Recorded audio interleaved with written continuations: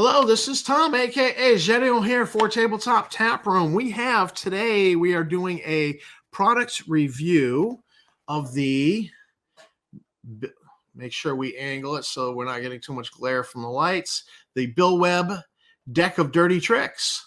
I have an early version of it. I picked it up last year. And what this is a product by Frog God Games. However, I'll just point out that it is on drive-through for $17.99. You get the premium US poker cards in a tuck box. There are, mine's an early version, but there are now Volume 1, Volume 2, Volume 3, 3 different decks, 52 cards apiece. We're going to take a look at what is on these cards and how you would use them in a second.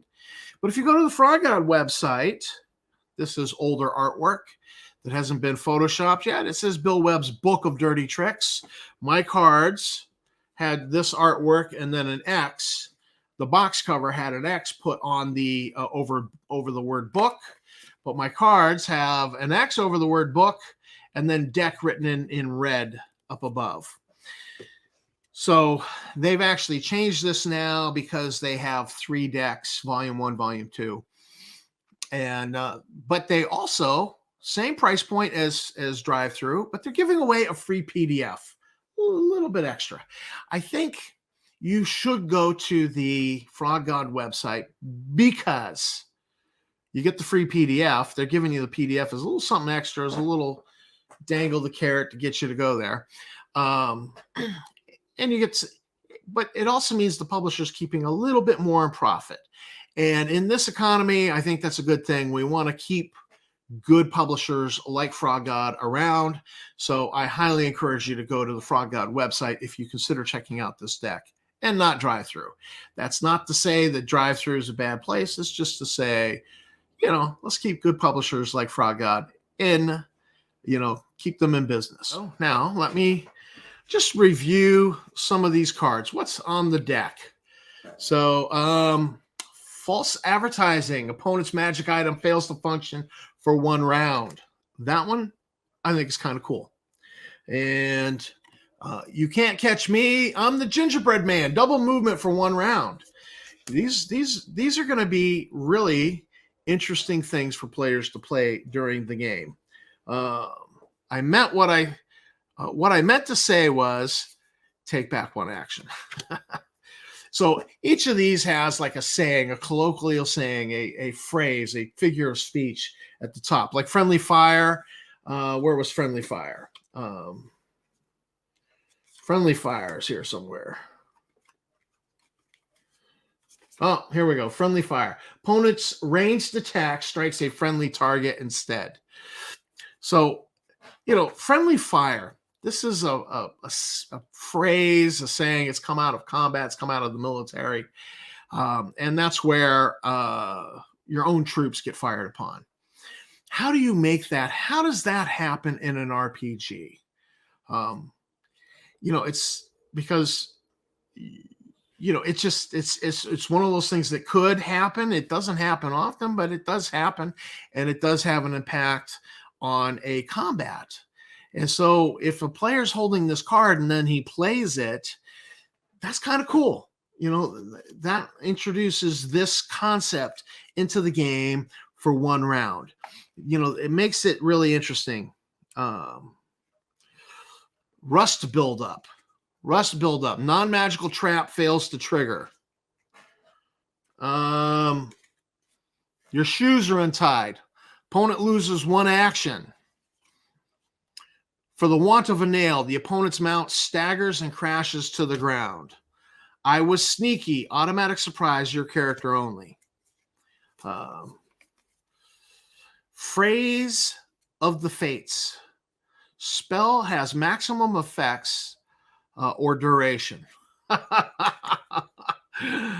Oh my goodness. I can see a player holding that for his fireball. Maximum effect. That is kind of cool.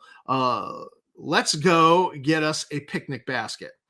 Use one of the target's opponent items for 1 round. It's interesting.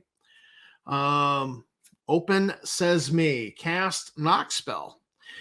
So may the odds be ever in your favor. Sounds like it's right out of a fantasy sci-fi movie franchise. Add +4 or 20% to any dice roll. That's not bad. And that works for whether it's a D20 system or a D100 system. So that's kind of nice. So different things. Now, how would you use this in game? Well, I would use this in game because one of the things I've done that I came across and I really liked was that idea that good gameplay by a player, hand them a fantasy coin, right?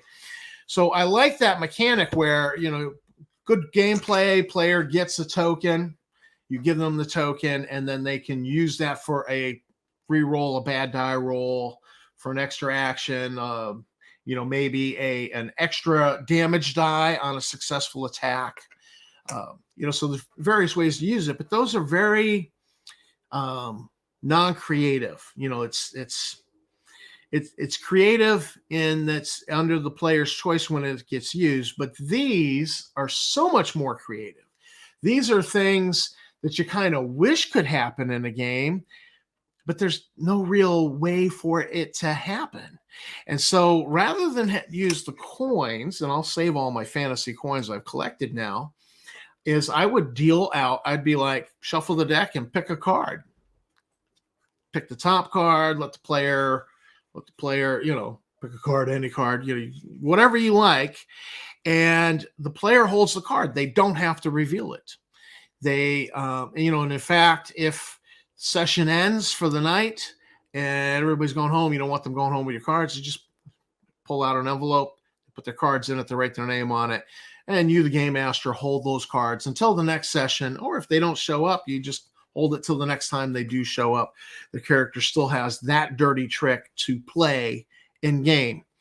I would also use these at a convention. If I'm running a convention game, that point where you're handing out pre-gen characters, I would deal one card to every player for a convention game. That gives them a dirty trick to play during the game. It's going to make that moment in the game memorable.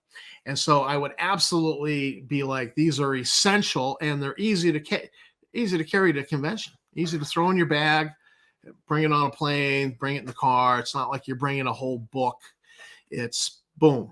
So originally, these were designed as we saw from the artwork as a book, but they ended up being a deck of cards. Now, I really feel like the form of the product actually impacts how it's used. Form impacts function.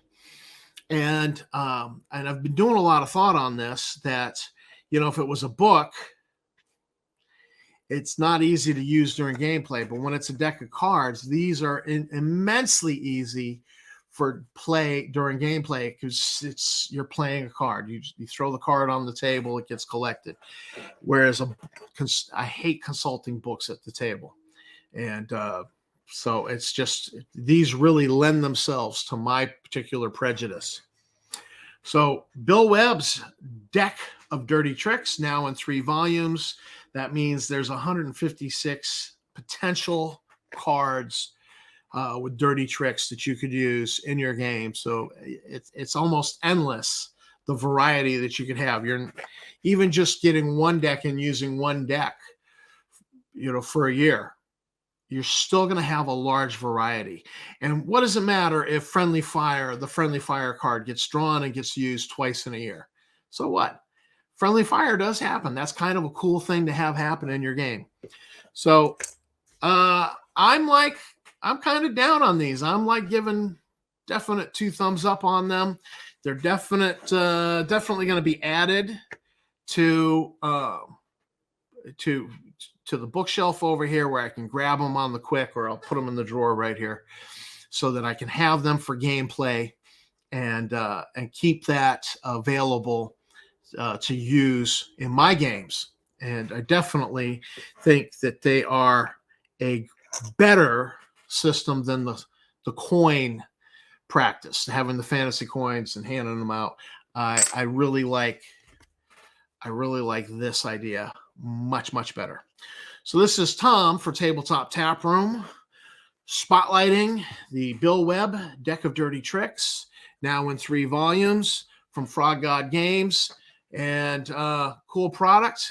Check them out, both on drive-through or on the Frog God website, but I will go to Frog God and get the PDF along with it, because I picked these up at a convention. I didn't get no PDF.